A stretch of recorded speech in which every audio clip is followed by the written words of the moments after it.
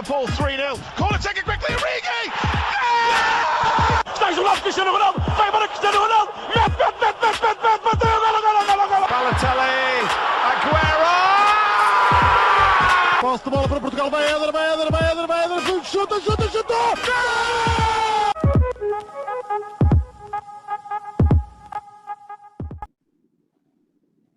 Olá a todos, sejam muito bem-vindos a mais um episódio do podcast O Spanenka. Eu estou acompanhado dos habituais Rodrigo Canhoto e Miguel Rocha e hoje temos um convidado, o analista Óscar Botelho. Olá, Óscar. Boa tarde, João, boa tarde, Rodrigo e boa tarde, Miguel. Em primeiro lugar, queríamos agradecer ter aceito o nosso convite para virmos falar um bocadinho sobre a sua carreira e também um bocadinho sobre a nossa seleção e sobre os seus feitos, sendo que hoje é dia de Portugal, quando este episódio sair. Portanto, Óscar, assim uma primeira pergunta, queria-lhe perguntar qual é que é a experiência de ter sido treinador adjunto, no seu caso, no Santa Clara. Bem, antes de mais, agradecer o convite, João, e ao Rodrigo também e ao Miguel. É sempre um gosto falar de futebol e, nomeadamente, começando com as palavras que me deram e, portanto, relativamente não há carreira, porque essa palavra é sempre um pouco pesada. Portanto, falar mais do meu percurso do que uma carreira propriamente dita, porque acabei já por tocar vários instrumentos. Um deles foi exatamente o que tocaste, foi exatamente a carreira de treinador. Portanto, tenho o terceiro nível de treinador. A minha experiência no campo, essa foi sem dúvida a mais rica, no Santa Clara. Na altura, na época 2007-2008, era o treinador mais novo das ligas profissionais em Portugal, tinha apenas 27 anos, e foi um percurso que me fica marcado, naturalmente, porque foi numa ilha fantástica que é a Ilha dos Açores, um grande clube, neste momento está na Primeira Liga, na altura estava na segunda a lutar pela manutenção, e só devido à experiência do treinador com o qual convivi, que é o Ricardo Formosinho, que hoje em dia é adjunto de José Mourinho, e isto diz tudo da qualidade do Ricardo, e portanto na altura a equipa técnica, para terem uma ideia, eram apenas dois elementos, portanto era eu e o Ricardo. Portanto, a minha função era de adjunto, de observador, de preparador físico, analista, tudo isso numa pessoa só, mas só devido à experiência que o Ricardo já trazia, porque chegar numa equipa e num balneário complicado a meio de uma época, portanto estamos a falar em fevereiro, de uma equipa que estava há vários dias a treinar sem treinador, apenas entregue ao capitão, uma equipa que estava fisicamente muito mal e principalmente a parte mental também, e portanto tivemos que juntar ali todos os cacos para reunir as tropas para garantir na altura a manutenção com aquelas vicissitudes todas da segunda liga, muita qualidade desde essa altura. Tínhamos um jogador que foi na altura o melhor marcador, que era o Júlio César, mas era a defesa mais batida da segunda liga, uma equipa com muitos problemas a todos os níveis e felizmente conseguimos essa manutenção, mas foi sem dúvida a nível de campo a minha experiência mais rica a todos os níveis, quer profissionais, quer também humanos. E o que é que o levou mais também a tornar-se, já noutro aspecto, levou a tornar-se analista? Foi principalmente o gosto pela modalidade, porque para analisar o jogo precisamos de gostar dela e principalmente tentar perceber o jogo. Portanto, acaba por ser exatamente uma consequência desse trabalho, portanto isto não é uma linha reta, como eu costumo dizer. A carreira de um jogador e de um treinador não é uma linha reta e, portanto, foi exatamente através de um jogador com o qual trabalho no Santa Clara que vai jogar para a União da Madeira e na altura, portanto, é só recuar 12 anos, portanto, não havia a informação, os jogos que há hoje e, portanto, eu fiz a observação do União da Madeira durante 4 anos, a observação de adversários, 2 anos na altura na segunda Divisão B, e depois 2 anos na segunda liga, portanto 4 anos. E, portanto, percorri basicamente o país de les a les, fiquei a conhecer todos os estádios do nosso país, porque quando ia ao norte ver um jogo da segunda B, aproveitava para ver ou um jogo da segunda liga ou um outro da primeira liga, e portanto é só imaginarem a quantidade de quilómetros que fiz com o meu carro, e todos os jogos que fui observando e todos os estádios, até mesmo porque cá está, cada uma dessas ligas tem as suas particularidades, aumentar também o meu conhecimento a nível de jogadores e principalmente aquilo que eu mais gosto é analisar o jogo propriamente dito, já que infelizmente não podemos ver muitos treinos, perceber exatamente a ideia do treinador, a ideia das equipas, conhecer muitos jogadores e portanto faço esse percurso inicial da observação da União da Madeira. Tinha começado antes, já com o Ricardo Framosinho, no início desse percurso no Vitória de Setúbal, no Vitória de Setúbal B, foi aí que fiz os meus primeiros relatórios, e portanto essa observação eram aquilo que depois os treinadores da União, lembro-me da expressão do João Abel, que me disse que eu era os olhos dele, porque observar, filmar o jogo, fazer o próprio relatório, todo esse trabalho depois influencia aquilo que é o dia-a-dia do treinador. Exatamente o facto de ter esse conhecimento também treinador também potencia isso, ou seja, porque a preparação de uma equipa durante a semana tem a ver com o que a equipa fez bem ou mal durante o jogo anterior e projetar aquilo que são as particularidades, as virtudes e as fragilidades do adversário seguinte, e tudo isso, portanto, é como eu costumava dizer, é como isto para um combate de boxe. Se não conheces o adversário que tens à tua frente, levas um soco no primeiro round e podes ficar KO. Se não conheces um jogador, portanto, hoje em dia essa informação é muito normal, é muito acessível.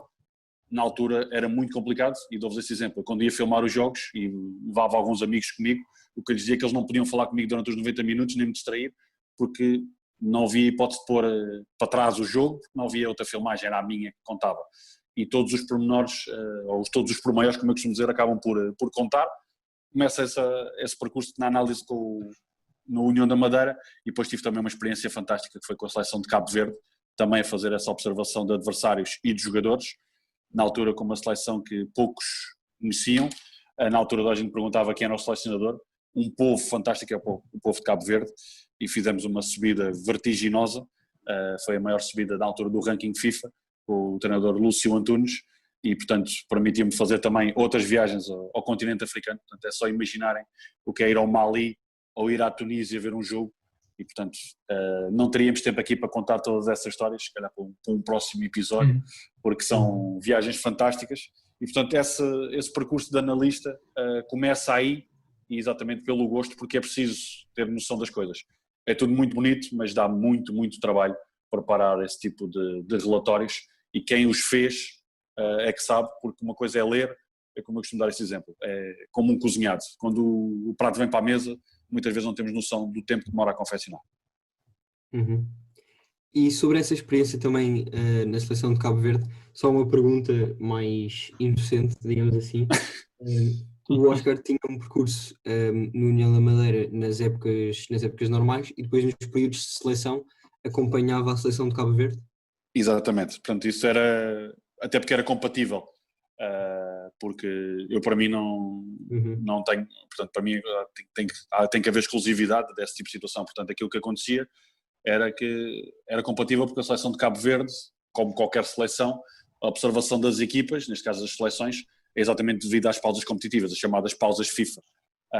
E portanto as minhas viagens eram feitas exatamente nesse período em que paravam os campeonatos profissionais, e daí essas viagens serem possíveis e a observação ser feita exatamente nessas pausas, porque naturalmente não há tempo para parar, porque a bola realmente não para, porque é um trabalho muito semelhante àquilo que eu vou fazendo ao longo desse percurso, quer nos clubes, quer também numa empresa de agenciamento que trabalhei durante 5 anos, que foi a Pro Eleven, e também agora na televisão e na rádio, porque a bola literalmente não para. Se vocês pesquisarem qualquer daquelas aplicações de resultados, tirando agora este período em que infelizmente todos nós tivemos que parar, há sempre um jogo, há sempre uma equipa, há sempre um jogador a jogar em qualquer parte do mundo, e portanto a bola realmente não para, e portanto esse trabalho era perfeitamente compatível. Agora tinha esse handicap, que era, não havia mesmo pausas a nível de férias, porque no futebol os treinadores não têm férias. Eu tenho uma pergunta. Prefere a vida mais ligada à televisão e à rádio, ou essa vida mais de campo, ou seja, ter de ir a um estádio no norte do país e depois na semana a seguir ter de estar no sul do país para observar o adversário? É uma excelente pergunta. Se me perguntasses o que eu gostava mesmo de fazer, até porque já tive, como disse, portanto, no treino, na observação, agora nos comentários também, todas elas me dão um gozo particular, porque gosto imenso daquilo que faço, e foi algo que procurei fazer, e portanto é o que eu recomendo a toda a gente, é de procurar fazer aquilo que gosta.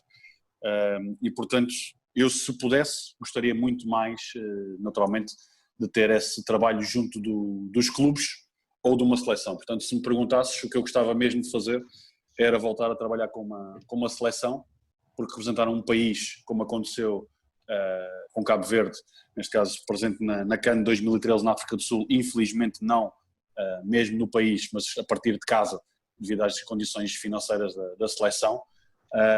Esse sim seria, porque tem a observação, tem aquela questão que é muito importante, que é um bichinho que muitas vezes se ouve falar, que é o da competição e do jogo, e é mesmo um bichinho muito complicado de o matar, e ao mesmo tempo tem aquela questão que falavas, que é o facto de estar junto da relva, junto dos jogadores, aquele cheiro do balneário que tanto se fala também. Isso sim é uma realidade.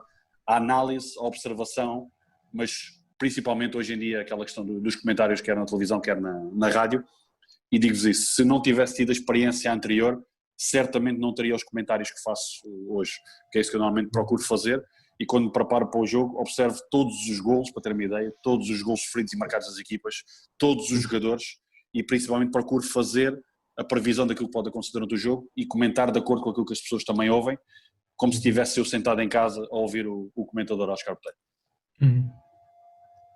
Muito bem. Pegando aí um bocadinho também nessa sua paixão competitiva e de estar ligado ao jogo, pegando mais especificamente na parte da seleção, agora vamos falar um bocadinho dos 2 títulos conquistados pela nossa seleção nacional, o Euro 2016 e a Nations League 2019. Vou começar pelo Euro 2016, um bocadinho pelo percurso. De forma muito rápida, passámos a fase de grupos como nós sabemos que passámos. Fomos a primeira equipa a conseguir passar a fase de grupos no europeu e a ser campeã com 3 pontos na fase de grupos. Depois Croácia em prolongamento, Polónia, penaltis, País de Gales 2-0 e a mítica final com a França. Oscar, vou começar por si. Acha que este percurso foi de alguma forma fácil para a nossa seleção? É um percurso único, portanto, e agora vou buscar um filme atrás, até porque foi feito esse desafio, normalmente cá está, eu gosto de ir sempre um bocadinho atrás para justificar como é que se consegue essa conquista. E recuei a Riad com Carlos Queiroz, e que na altura a expressão que ele usou, que foi recentemente que se fez 30 anos dessa grande conquista, ele disse que foi a ponta do iceberg, e portanto daquilo todo o trabalho que foi feito. Eu lembro-me uma expressão que ele disse, que quando viajaram para Riad, a seleção de Portugal, levava apenas dois equipamentos oficiais, e o material de treino era aquilo que tinha sobrado, quer de 84, do Euro 84 e do Mundial de 86. Isso para perceber é fácil, portanto, desde 98 nós falhamos numa fase final, e até lá só tínhamos ido ao Mundial de 66 e precisamente essas 2 competições que falei. E portanto acho que o engenheiro Fernando Santos concretizou um projeto de uma grande instituição que é Portugal, que é a Federação Portuguesa de Futebol, digo. E portanto há exatamente esse cimentar e daquilo que estamos a falar há pouco, e falando da seleção, porque quando falas de uma seleção estás a falar de um balneário completamente diferente, e mais do que aqueles jogadores que jogaram, é toda a realidade daquilo que é um balneário, porque quando fazes uma convocatória, muitas vezes isso fala-se de uma seleção, e todos nós costumamos dizer que somos selecionadores ou treinadores de bancada, e portanto é muito importante. Vou-vos dar esse exemplo. O Rui Patrício foi o guarda-redes, mas tiveram que lá estar outros 2 guarda-redes. Se não escolheres bem os outros 2 guarda-redes, é muito complicado para o dia-a-dia, porque eles já sabem que dificilmente irão jogar. Tudo isso acaba por ser uma bola de neve, acrescentado a outro aspecto, que é, na seleção não há tempo para trabalhar. Somente nessas fases finais é que há realmente ali algumas semanas, porque de resto, e devido a essa experiência que tive, é só imaginarem, os jogadores chegam normalmente à segunda-feira à noite, jogaram no domingo, alguns deles, com algumas viagens pelo meio, treinam terça, treinam quarta, normalmente podem haver uma viagem ali na quinta e há jogo sexta. Se convocar jogadores que não se conhecem, isso não há tempo para trabalhar, não há tempo para treinar, e isso muitas vezes há sempre aquela mítica pergunta, porque é que os jogadores não jogam a mesma coisa no clube e na seleção. E portanto tudo isso acabou por se juntar as peças todas nesse puzzle para conquistarmos esse Euro 2016, e antes de passar a bola, é exatamente o lado B. Depois de observar tantos jogos, de ver tantos jogadores, há uma coisa que se perde, que é muito da emoção, falo por mim. E portanto posso-vos dizer que, excluindo o gol do Éder, já não me lembro como é que tinha sido o último gol que tinha celebrado portanto, como adepto de futebol. Isso é claramente algo que se perde, porque para analisares é exatamente, tens que ser muito isento na tua avaliação.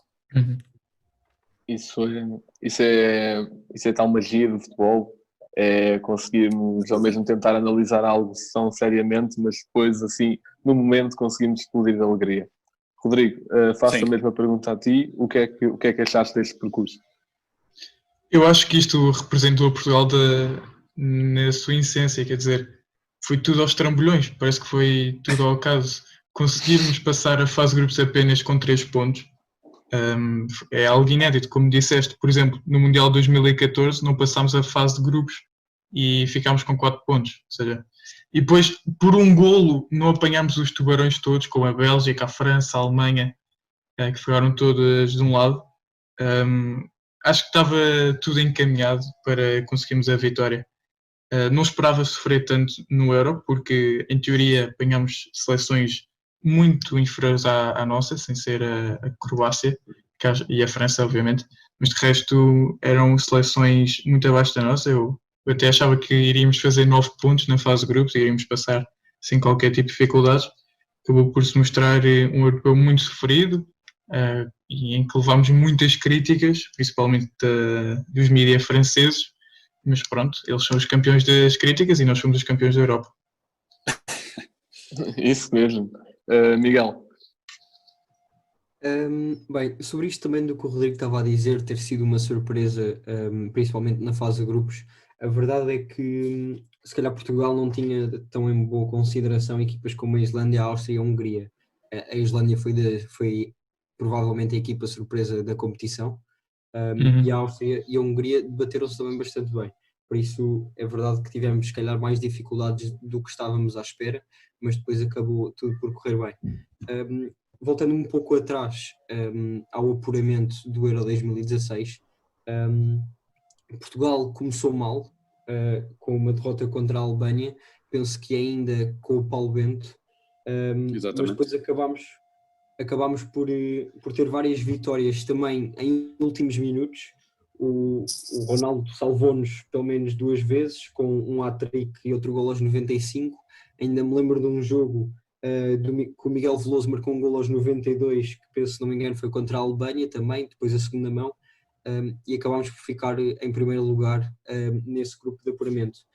Por isso acho que tanto no apuramento para o Euro como na fase de grupos em si, na fase de grupos e no resto da competição, começámos sempre um pouco mal e um pouco aquém das expectativas, mas depois acabámos sempre por ultrapassar essas dificuldades que íamos encontrando, e isso acho que foi o mais importante, que foi Portugal soube-se debater com os obstáculos que lhe iam aparecendo, e isso acho que foi um ponto crucial para a vitória do Euro. Eu acho que outro momento crucial foi a saída do Paulo Bento. Eu sinceramente nunca gostei muito do trabalho dele ao nível da seleção, e acho que foi um momento essencial. Acho que a seleção estava de rastros com ele, até porque perdemos 2-0 com a Albânia no primeiro jogo de qualificação para o Euro, se não me engano. 1-0? Ok. Perdemos com eles, quer dizer, tinha de haver uma mudança drástica e acho que nesse aspecto a Federação teve muito bem.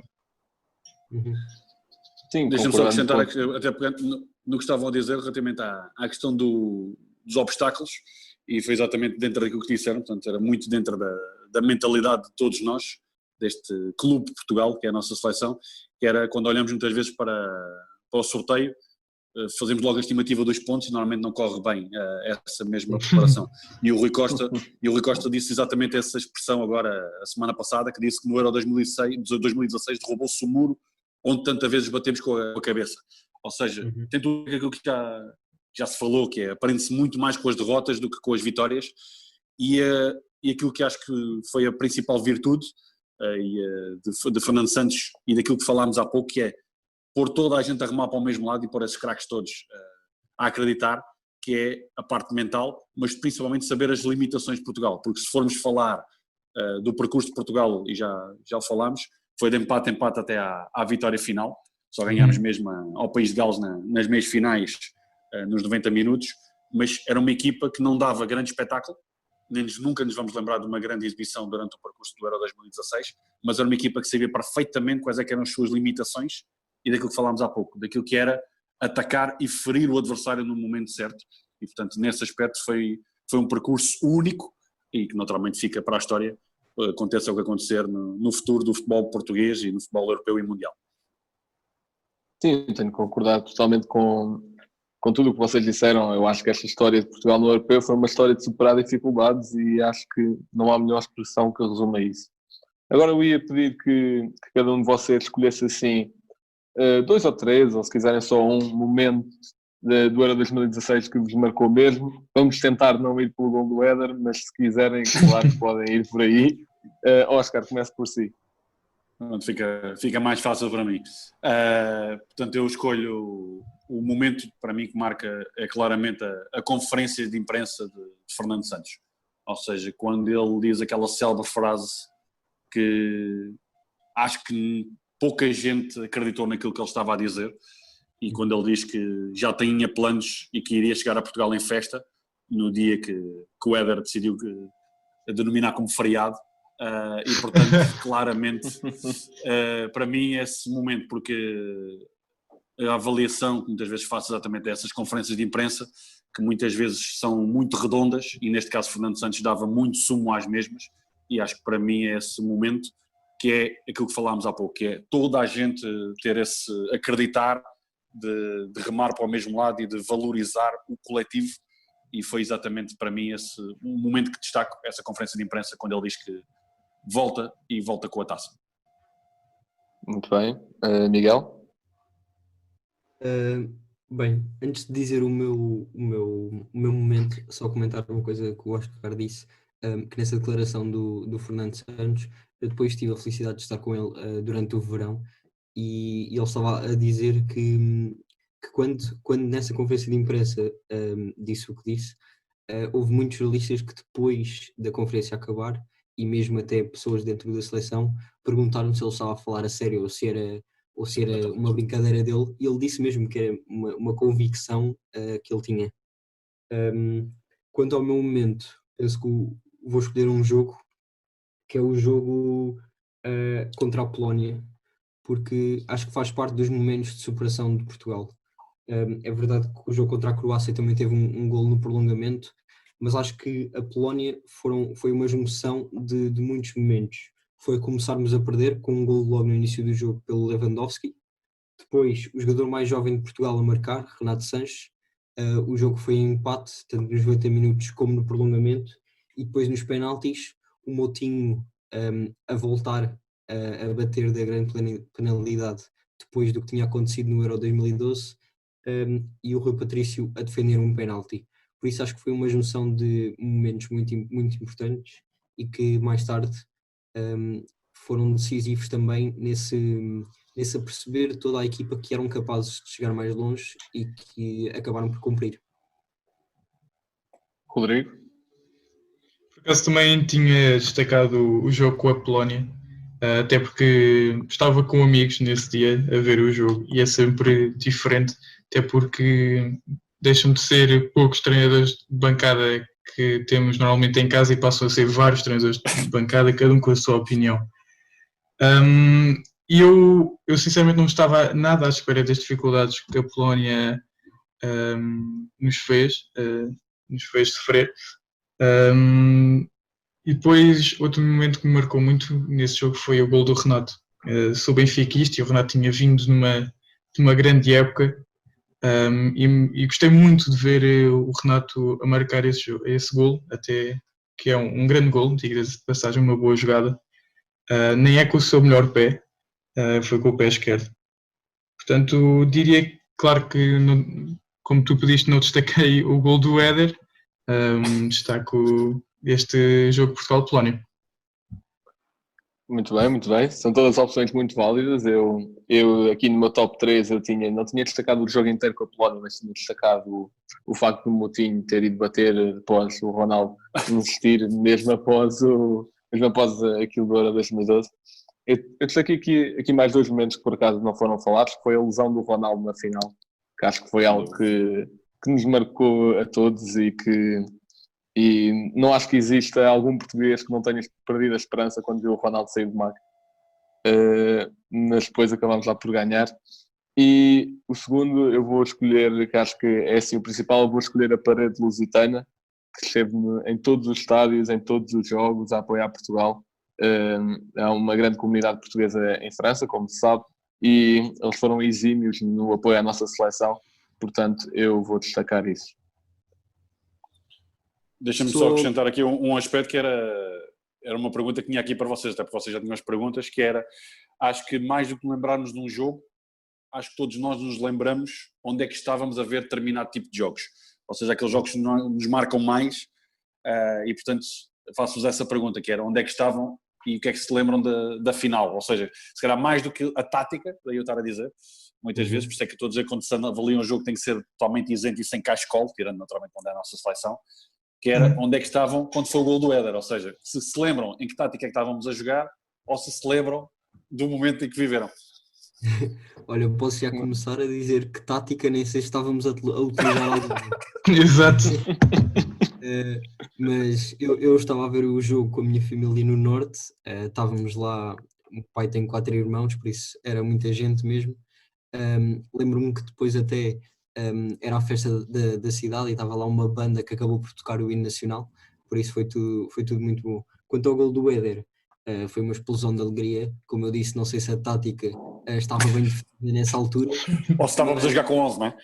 Pois, isso acho que era o mais importante, depois do Ronaldo ter saído principalmente, e claro que o Ronaldo a dar as indicações, a puxar a voz mais alta do que o Fernando Santos conseguia, por isso foi isso. Rodrigo, se quiseres dizer antes. Então, eu estava em casa eu vi esse jogo só com o meu pai. A minha mãe não quis ver o jogo, até porque ela tinha assim já várias mágoas da França, que já nos tinham tramado algumas vezes. O meu irmão ainda era muito pequeno. E eu lembro-me, tenho que começar claramente pela lesão do Ronaldo, em que comecei a chorar. Foi a segunda vez que chorei num jogo de futebol. A primeira tinha sido no gol do Kelvin, mas passemos para a seleção.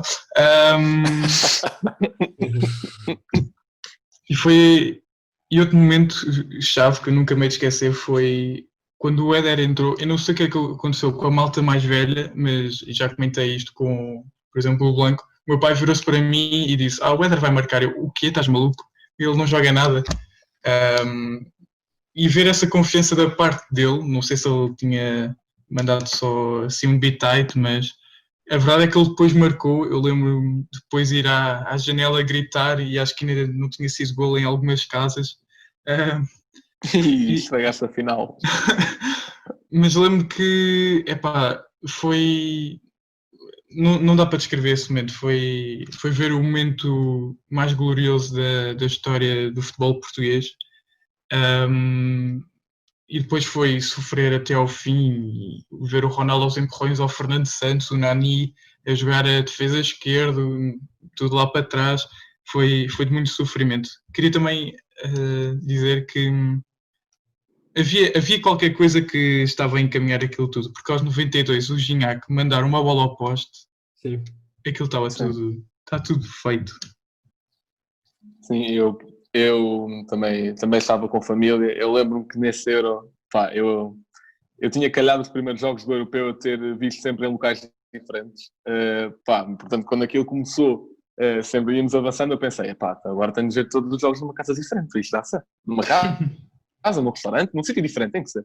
Portanto, vi todos os jogos do Europeu num sítio diferente. Vi a final numa casa de férias que eu tenho em Óbidos, estava com o meu pai, com a minha irmã, com a minha madrasta. E todos vivemos aquilo de uma forma muito intensa, obviamente. O meu pai também disse que o Éder ia marcar. Portanto, foi assim um feeling que muita gente teve. E eu vejo o Ronaldo, já não me recordo se chorei, mas lembro-me que nos 10 minutos seguintes eu acho que eu não olhei para a televisão. E depois, quando ganhámos no dia a seguir, fui à Alameda. Eu fui de Óbidos para Lisboa para ir à Alameda para receber a seleção. E é um momento único, não há palavras. Eu também fui receber a seleção, não na Alameda, mas eu tinha de jogar à bola no dia a seguir, estava inspirado para ir jogar à bola. E depois estava a ir ao McDonald's, que é na segunda circular. Depois eu começo a ver assim bons carros parados. Eu: que raio, o que é que se passa aqui? Depois é que associei que a seleção vinha aí e gostávamos, e depois foi ver os jogadores a passar. Foi um momento lindo. Posso falarmos dessa competição gloriosa que foi o Euro 2016. Vamos avançar para o outro grande título da nossa seleção, e único até até agora, foi a Liga das Nações, conquistada em 2019. Assim, de forma muito rápida, nós tivemos a fase que não foi a fase final ainda, que foi ganhámos 1-0 à Itália, 3-2 à Polónia, e depois os últimos 2 jogos foram empates fora com a Itália 0-0 e em casa com a Polónia 1-1. Chegámos com 8 pontos, em primeiro do grupo, num grupo com só 3 equipas, e depois nas meias finais e final, em que jogámos as duas no Estádio do Dragão, ganhámos 3-1 à Suíça com o hat-trick de Cristiano Ronaldo e ganhámos a final à Holanda com um gol de Gonçalo Guedes. Oscar, vou começar por si. A mesma pergunta, se acha que este percurso foi tão heroico como do Euro 2016 ou se foi assim tão complicado? Sim, aqui principalmente, vou novamente puxar um pouco o filme atrás, que está, que é uma ideia de um português, Tiago Craveiro, que está ligado exatamente à origem da Liga das Nações, exatamente para daquilo que falámos há pouco, da experiência da seleção. Porque os jogadores, não há nenhum jogador que chegue desmotivado a uma seleção, seja em que país do mundo for. E, portanto, acaba por ser uma naturalidade essa mentalidade do jogador. Agora, jogar um jogo particular ou um jogo oficial é completamente distinto. E, portanto, esta competição veio exatamente colmatar nessas pausas FIFA aqueles jogos chamados jogos particulares. Eu não gosto de chamar amigáveis, normalmente os amigáveis não acabam bem. E, principalmente, é uma ideia muito boa e que o facto de Portugal ter ganho e o facto de ter corrido tão bem, penso que será para cimentar o futuro da Liga das Nações. E, portanto, o percurso que já descreveste, e, portanto, só para termos uma ideia, até chegar a essa meia-final, houve apenas 2 totalistas, João Cancelo e Rubem Dias, e Cristiano Ronaldo não fez um único minuto. E, portanto, Cristiano Ronaldo participa apenas na meia-final, eu digo apenas com letras maiúsculas e sublinhado, não é? Portanto, foi Cristiano Ronaldo 3, Suíça 1, e, portanto, o facto de Ronaldo estar presente nessa fase final ou em qualquer jogo, os próprios colegas, já ouvimos vários jogadores que quando são convocados pela primeira vez para a seleção, aquele momento em que conhecem Cristiano Ronaldo é um momento que muda, e uma coisa é conhecer, outra coisa é jogar contra Cristiano Ronaldo, e isso tem um impacto muito grande, quer nos colegas, quer também quando os adversários estão em campo.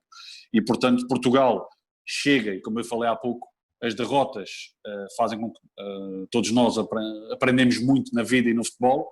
As derrotas dão exatamente essa lição, e as vitórias dão muita confiança, e Portugal chega muito confiante a essa fase final, com esse fantasma naturalmente da derrota do Euro 2004, que todos também nos lembramos onde é que estávamos, mas principalmente aqui essa questão de Portugal chegar e conquistar nesse percurso, mais uma vez, sem grandes exibições, mas vai ficar para a história, está no Museu da Cidade do Futebol, principalmente, novamente, num sólido plantel, porque as rotinas que são feitas e são muito, muito importantes, os 11 que jogam, mas também, quando olhamos para o banco de suplentes, aqueles que lá estão sentados poderem contribuir, e são todos campeões, quer da Europa, também os da Liga das Nações, todos os que participaram e também todos aqueles que jogaram, e portanto é uma participação de Portugal na primeira edição, porque veio para ficar a Liga das Nações.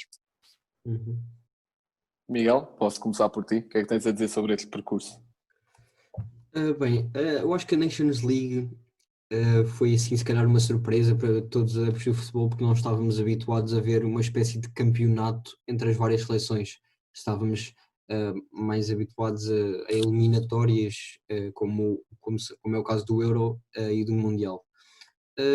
Eu acho que se calhar tirou algum brio por parte, ou melhor, os adeptos não estavam se calhar tão atentos à Nations League por acharem que não era uma competição com tanta importância. E depois, claro, porque o Ronaldo não foi convocado, e quer queiramos, quer não, há muitos adeptos que gostam ainda mais da seleção por causa do Ronaldo.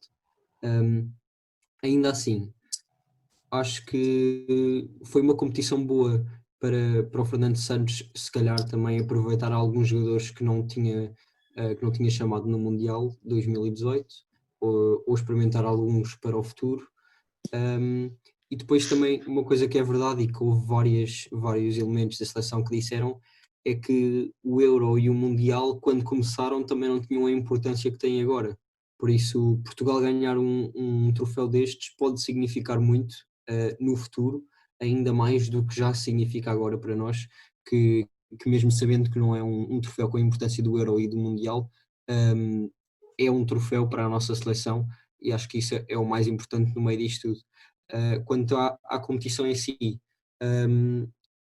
tal como no Euro, também não foi assim, não tivemos grandes exibições, mas eu gostei bastante do jogo das meias finais, acho que foi um muito bom jogo, e sinceramente, com a equipa que a Holanda estava, achava mesmo que íamos perder na final, se calhar não tanto como achava contra a França no Euro, mas a Holanda tinha uma equipa fortíssima mesmo.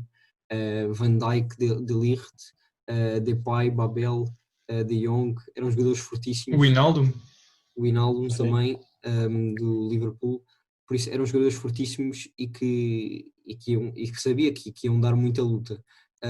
Por isso foi uma competição que eu gostei de ver, foi se calhar uma competição mais saudável, e por isso foi agradável. Rodrigo? Eu olhei para esta competição no início como um bocado a Taça da Liga das seleções. Por ser assim uma competição menosprezada, mas a verdade é que quando se ganha é bom. E acho que foi isso que aconteceu. Acho que os nossos jogos na fase de grupos não foram brilhantes. Na fase final acho que fomos mais consistentes e fizemos exibições melhores, a destacar claramente o Ronaldo frente à Suíça, por exemplo. E acho que nos debatemos muito bem contra a seleção da Holanda. E acho que acontece uma coisa que é, quando nós temos uma seleção que teoricamente pode ser superior à nossa, nós temos sempre aquela coisa de já fomos. E pensámos isso, por exemplo, contra a Holanda e contra a França. Mas esquecemos de uma coisa, é que nós do nosso lado temos excelentes jogadores, como o Patrício, como o Pepe, como o Ronaldo, como o Bruno Fernandes, Bernardo Silva, e acho que talvez as seleções que jogam contra Portugal pensem também isso, eles têm o Ronaldo, têm o Bernardo Silva. Portanto, acho que está na altura, Portugal, como campeão da Europa e campeão da Liga das Nações, deveria encarar qualquer seleção sem medo. Claro que com todo o respeito perante qualquer seleção, mas encarar cara a cara aquilo que teoricamente seriam as melhores do mundo, como a França. Sim, eu concordo plenamente com tudo o que vocês estão a dizer. Para além de... Porque, como o Costa estava a dizer, nós não sabemos a valorização que esta competição vai ter no futuro. Nós olhamos agora para o passado e o primeiro vencedor do Mundial foi o Uruguai. Se calhar o Uruguai, agora ao ver a importância que tem um Mundial e a quantidade de espectadores que assistem à final do Mundial, se calhar agora sente um orgulho imenso. Se calhar nós também, no futuro, iremos ter isso em relação à Liga das Nações. Eu tive a sorte de poder ver os 2 jogos da fase final no estádio, contra a Suíça e contra a Holanda. Desloquei-me ao Porto de propósito para ver esses 2 jogos. E a cidade toda parecia que emanava outro tipo de energia, tanto não só com os adeptos estrangeiros, como também com os adeptos portugueses, antes e pós-jogo. Parece que as pessoas, sabiam que aquilo não era um europeu ou um mundial, mas sabiam que aquilo era importante para a nossa seleção e para um país em geral, e passavam essa energia uns para os outros. Um bocadinho no seguimento do que eu acabei aqui de dizer, à semelhança do que vos pedi para fazer com o Euro 2016, queria-vos pedir um momento para cada um de vocês. Oscar? Eu aí tenho que ir buscar já que tenho essa prioridade e parto na pole position, vou buscar esses 3 golos do Ronaldo. Portanto, acho que um jogador, cada vez mais os coletivos são fortíssimos, e foste buscar essa seleção do Uruguai, e era outro bom tema de conversa, que é falar exatamente da evolução do futebol nos mundiais, que marcam naturalmente a história, e se formos ver grandes jogadores, antigamente era mais fácil um jogador virar um jogo sozinho, e se formos andando para trás no tempo e se pedir para fechar os olhos a quem assistiu na altura a cada uma dessas competições, lembramos de um campeonato e de um jogador.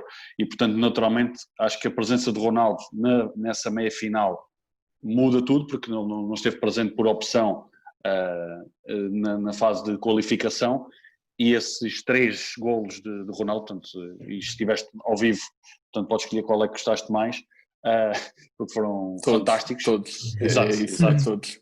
E portanto vou ficar, para mim o momento da Liga das Nações é exatamente essa, é só o hat-trick de Cristiano Ronaldo. Rodrigo?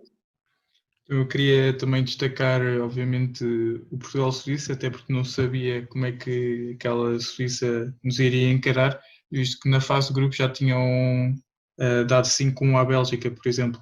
Era uma Suíça bastante forte, e queria ver como é que íamos encarar este país.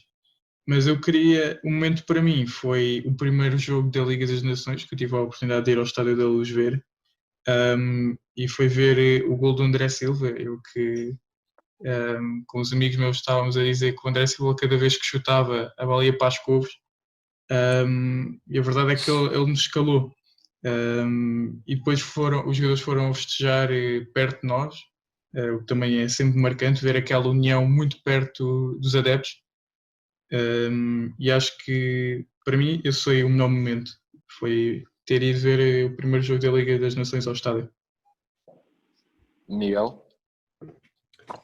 Bem, eu acho que o jogo contra a Suíça é inevitável. O hat-trick do Ronaldo, ao voltar à seleção, depois de estar aquele tempo todo fora, é claramente dos maiores momentos da Liga das Nações.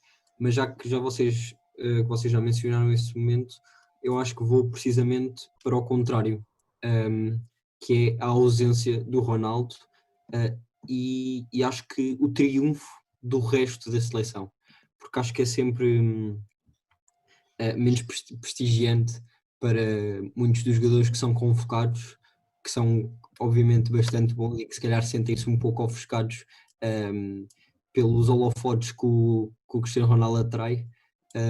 E acho que a seleção debateu-se muito, mas mesmo muito bem, mesmo com a ausência do Ronaldo.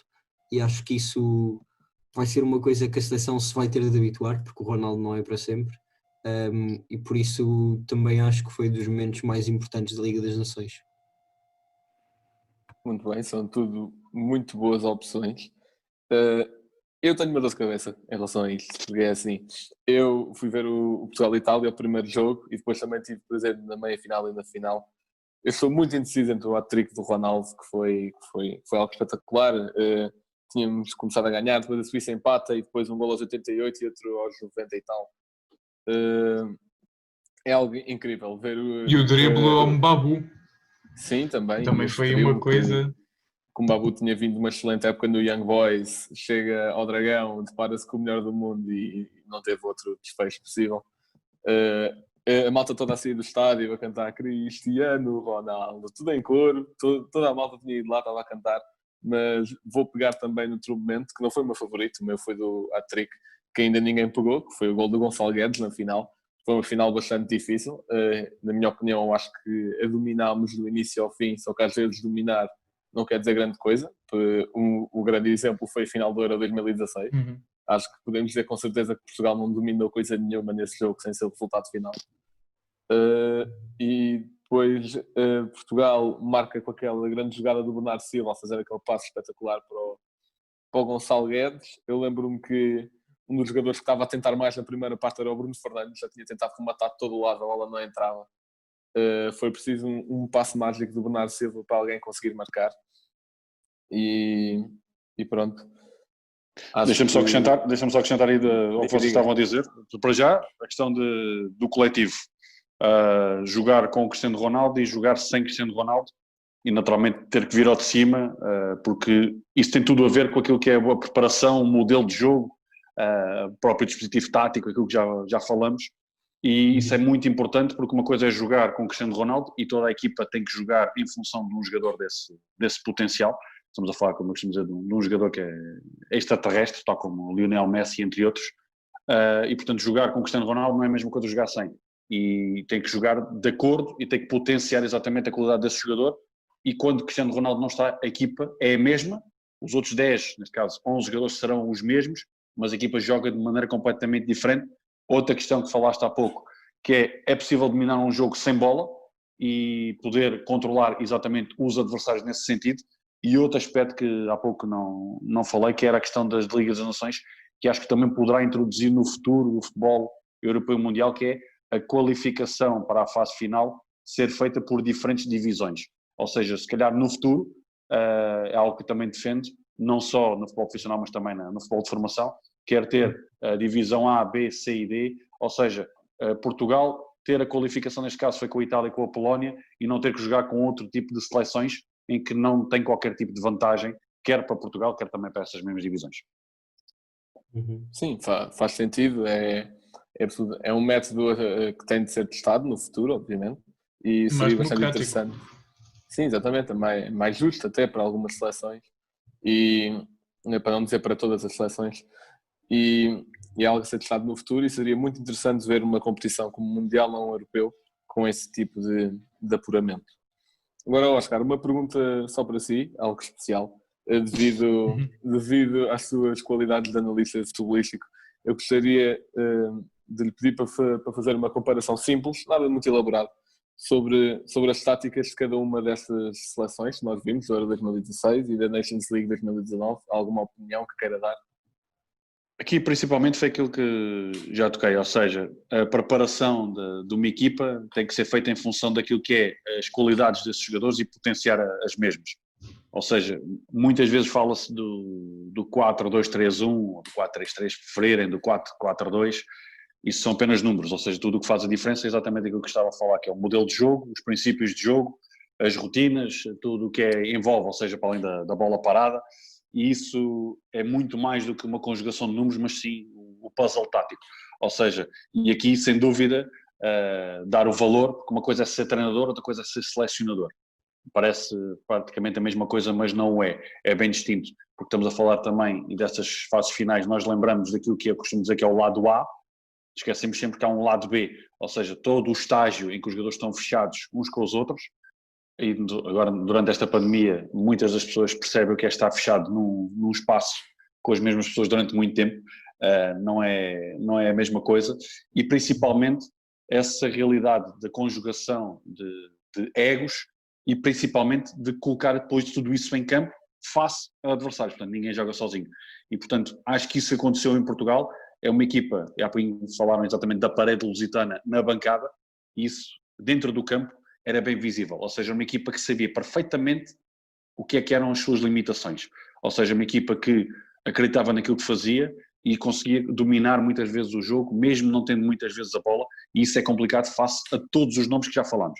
E portanto, era uma tática que fomos ver a evolução durante esses jogos todos que já referimos, é uma tática muito camaleónica, como eu costumo dizer. Era um quarteto defensivo normalmente muito sólido, e depois do meio campo para a frente, há Cristiano Ronaldo e mais 10 naturalmente, mas era uma equipa que ou chegámos a jogar em 4-4-2 em linha, chegámos a jogar mais em losango, ou seja, e aquilo que muitas vezes costumava-se dizer que Portugal jogava como nunca e perdia como sempre, e aqui Portugal claramente cortou com essa questão dos outros apuramentos, das outras fases finais, quer de europeus e quer de mundiais, ou seja, que era uma equipa muito sólida a defender, se nos lembrarmos. Exatamente, a equipa tinha Rui Patrício atrás e raramente sofria calafrios, porque também havia essa confiança nesse mesmo guarda-redes, mas era uma tática muito centrada naquilo que era os jogadores. E muitas vezes essa questão que é definir primeiro a tática ou definir primeiro a convocatória. E daí muitas vezes, quando se critica um selecionador fazer a convocatória, eu costumo dizer, é preciso haver uma base muito sólida porque não há tempo para trabalhar. E daí que ser muito normal um selecionador convocar normalmente os mesmos jogadores. E, portanto, mais do que a tática, lembro-me da solidez e principalmente da parte mental de todos os jogadores acreditarem naquilo que estavam fazendo dentro do campo, que é mais complicado. Muito bem, não podia concordar mais, e acho que falo por todos quando digo isto. Agora, aqui para terminar os tópicos sobre a seleção, gostaria que cada um de nós misturássemos, entre aspas, as duas gerações, porque há vários jogadores em cada uma delas, mesmo que sejam só 3 anos de diferença ou várias alterações. Gostaria de misturarmos aqui estas duas seleções para fazer assim um 11 ideal, entre aspas. Oscar, posso começar por si? Então eu vou, até porque já tive exatamente na Eleven Sports também alguns podcasts, e é um tema que normalmente até eu que dava aos meus colegas, que era construir o 11, e portanto até porque há aqui jogadores que são incontornáveis, E eu tenho aqui depois um outro desafio para rematar, portanto peço só depois 30 segundos do final da nossa conversa. E portanto, eu vou buscar aqui a minha veia do treinador, portanto vou construir com vocês esse 11, portanto, em vez de, porque há nomes aqui que são incontornáveis e portanto dá para ganharmos algum tempo. Portanto, Rui Patrício vai estar na baliza, acho que estamos todos de acordo, não é? Até porque não há outro.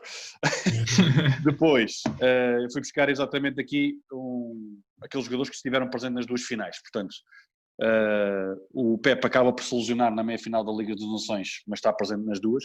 Portanto, os centrais que eu tenho foi exatamente Pep e Fonte. Não sei se alguém quer colocar outro eu tenho diferente. aqui na dupla. Eu tenho diferente. Sim, Tenho- o Oscar diz o seu e depois nós Então pergunto a pronto. cada um de nós. É mais fácil. Então pronto. Então eu tenho Pepe e José Fonte. Lateral esquerdo tenho o Rafael Guerreiro. Na dupla de meio campo tenho Danilo William, portanto eles jogaram ambos. Na frente tenho Ronaldo. E há um jogador que jogou em ambas as finais como suplente utilizado, que é João Moutinho. A expressão não é minha, é de uma pessoa que eu admirava muito e que hoje em dia chama-me, que é o Luís Freitas Lobo.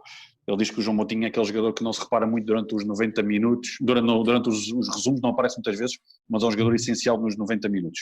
Portanto, é um jogador que sai do banco, e já tocaram exatamente nesse nome, é um jogador incontornável.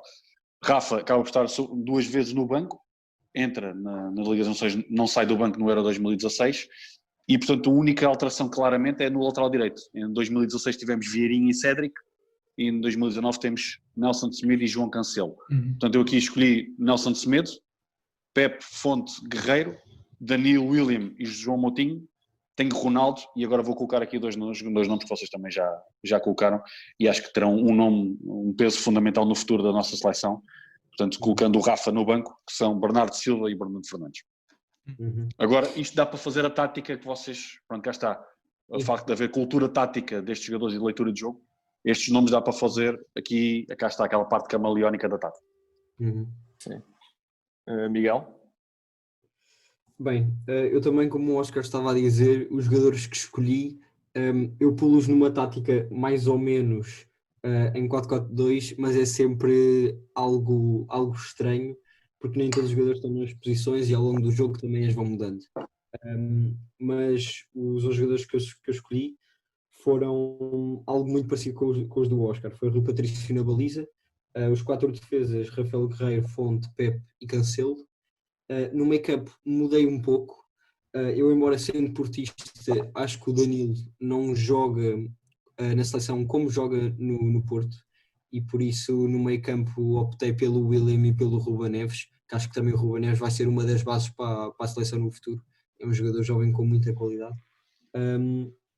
E depois pus também Bernardo Silva e Moutinho, mais ou menos no meio campo, se calhar Bernardo Silva um pouco mais à frente, ele que jogou a extremo esquerdo na final das Ligas das Nações, se não me engano, que é uma posição que não é muito normal para ele no Manchester City costuma jogar um pouco mais à direita, embora varie muito.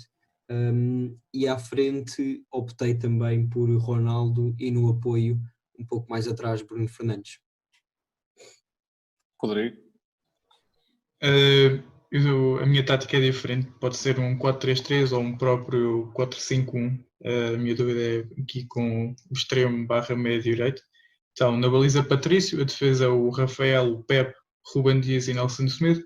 O Ruben Dias não só pela parte clubista, mas porque foi o homem do jogo na final da Liga das Nações e contra uma Holanda que não era uma seleção fácil, como já falámos. No meio campo, William, Renato e João Moutinho. O William e o Moutinho pelos motivos que já disseram, o Renato pelo bom europeu que fez. No ataque, Bernardo Silva. Aqui o extremo esquerdo tive algumas dúvidas, mas coloquei o Gonçalo Guedes até porque foi decisivo e também vinha de um momento difícil no Valência, porque ele começou muito bem a época, mas depois as lesões atrapalharam. E o ponta de lança, claramente, Cristiano Ronaldo. Então, eu fui pela mesma defesa e guarda-redes com o Rodrigo. Pronto, guarda-redes não há muito a fugir, é o Rui Patrício. Depois Nelson Semedo, Pepe, Ruben Dias e Rafael Guerreiro. Ruben Dias, por aquela tal razão que o Rodrigo destacou, de ter sido o melhor na final. Depois, o meio campo é uma coisa bastante complicada e o ataque também, porque Portugal tem muito boas opções. Então, Eu, de extremos, eu fui buscar o Bernardo Silva pela sua excelente exibição na Liga das Nações e fui buscar o Quaresma por, no Euro 2016, ter tido um impacto importantíssimo, mesmo sendo aparecido do banco. Acho que merece aqui um lugar de destaque o Quaresma. Meio campo, fui buscar o Renato Santos pela sua exibição no Euro 2016 e o William Carvalho por ter sido um jogador constante nas duas competições, mas também poderia optar por João Moutinho, que o Oscar foi buscar. Isto é mais um 4-4-2, sendo a dupla de ataque Cristiano Ronaldo, obviamente, e no apoio Nani, que fez um Euro 2016 espetacular. Agora, antes de passarmos para o facto com que normalmente concluímos o nosso podcast, o Oscar tinha dito que tinha um desafio. Sem dúvida. Portanto, aqui, antes de mais, falar dessa importância que referiste agora do Quaresma e daquilo que falámos há pouco, ou seja, da importância dos jogadores que não estão no 11, aqueles jogadores que sabem que a partir do banco podem fazer toda a diferença daquilo que é o dia-a-dia e terem a noção da importância que são os jogadores que saem do banco. Na NBA, eles inclusive dão o prémio ao melhor sexto jogador e são jogadores fundamentais para o processo, apesar de haver naturalmente mais posições no futebol. Aquilo que vos queria passar é, portanto, quando me deram e fizeram o convite, eu fui escolher o 11, não do século, porque durante esta quarentena houve vários jogos que surgiram nas redes sociais. Para mim, o mais giro de todos foi sem dúvida do Carragher, ou pelo menos que foi entregue ao Carragher, que era escolher, e portanto isso deixo-vos esse puzzle para montarem durante o vosso serão, porque demora muitas horas a fazer, que é escolherem 11 jogadores em que não podem ter jogado no mesmo clube, ou seja, a partir do momento em que escolham Ronaldo, Cristiano Ronaldo, excluem logo qualquer jogador que tenha jogado no Real Madrid, no Manchester e na Juventus, assim como no Sporting também, e com diferentes nacionalidades, portanto é muito complicado, e que tivessem visto jogar, portanto, é um desafio, mas é muito giro de fazer e recomendo. O outro, até porque estou a falar com 3 adeptos dos 3 clubes grandes em Portugal diferentes, é fazerem no mesmo sentido, ou seja, 11 com os jogadores que viram jogar, mas que todos eles têm que ter diferentes nacionalidades, ou seja, tem que ser 11 esse com 11 diferentes nacionalidades. Sim, eu esse recentemente também já fiz, sim. Pronto, principalmente, isso também promove algo que é muito giro, que é falar com pessoas da nossa família mais experientes, como eu costumo dizer, e nesta altura é sempre bom isso acontecer, falarmos com essas pessoas para poderem eles também partilhar o melhor 11 de sempre. O que é que eu decidi fazer? Fazer o melhor 11 que eu vi jogar na nossa seleção. Ou seja, e portanto termino a minha intervenção nesse sentido. Portanto, escolhi Vítor Bahia na baliza, fiz um trio de centrais, até porque onde tive mais dificuldade foi exatamente nas laterais. Tinha aqui João Pinto na lateral direita, tinha na lateral esquerda o meu amigo Nuno Valente, Rafael Guerreiro por aí fora, e portanto decidi fazer um trio de centrais até para poder caber os restantes que eu queria à frente. Portanto, o trio de centrais tem Ricardo Carvalho, Pepe e Fernando Couto.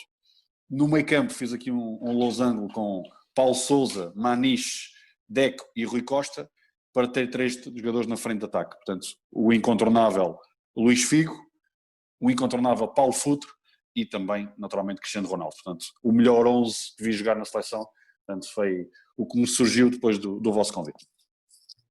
Muito bem. Então, nós iremos fazer isso e depois publicaremos na nossa página do Instagram também para o Oscar ver as nossas opções. Sim, eu posso mandar por Twitter também e podemos fazer algo giro com isso, sim. Só vos aviso que é um puzzle muito complicado de fazer. Sim. Mas eu tinha só uma pergunta. Nós temos de nos lembrar de os ver ao vivo ou não? É que, por exemplo, o Rui Costa, sei claramente que ele era um monstro e já vi imensos jogos dele, mas não me lembro de ver jogar. Não, tem que o ter visto jogar. Eu fui buscar, pronto, até porque já publiquei o meu, eu fui buscar Rabah Madjer, portanto, eu tive que ver o Rabah Madjer jogar. E portanto ainda tive o privilégio ainda de ver Maradona, e portanto também tinha que colocar, portanto o que eu vos aconselho é, quando começarem a construir esse 11, escolham logo 2, 3 jogadores que vocês sejam imprescindíveis, porque depois tudo o resto é uma dor de cabeça. Eu posso dizer que coloquei Maldini na defesa, queria colocar o Maldini, porque para mim foi um dos defesas de eleição, escolhi logo Van Basten, Gullit, todos os jogadores, o Jorge Weah, que também jogou no Milan, o próprio Nesta, por aí fora, o Paredes. Exatamente, é uma boa dor de cabeça, mas é um puzzle muito engraçado. Muito bem, obrigado então. Bem, estamos a chegar ao final do nosso podcast e, como sempre, temos a curiosidade. Blanco? Então, essa curiosidade é dedicada ao maior jogador da história da nossa seleção e provavelmente, se calhar, da história do futebol mundial, Cristiano Ronaldo, que é um facto que acho que já é mais conhecido, mas se calhar nem toda a gente sabe que foi. Cristiano Ronaldo já marcou em todos os minutos do jogo. De 1 ao 90 já há um gol registado por Cristiano Ronaldo. Eu acho que é algo que demonstra muito, acho que é algo que demonstra muito bem. O Zlatan Ibrahimovic é que também o fez. Exatamente, só o Zlatan, isso mesmo. Uhum. Então, para terminar, queria agradecer ao Oscar por ter aceito gravar connosco. Obrigado. Antes de tirarmos aquela tal fotografia que lhe prometermos em off. E pronto, muito obrigado por terem assistido. Passem pelas nossas redes sociais, Twitter e Instagram, o Spanenka. Estamos disponíveis no Spotify, YouTube e iTunes. Muito obrigado por terem ouvido e até à próxima. Liverpool 3-0. Corner taken quickly. Origi! Está jogado Cristiano Ronaldo. Vai embora Cristiano Ronaldo. Mete. Golo. Balotelli. Aguero! Posse de bola para Portugal, vai Éder, chuta!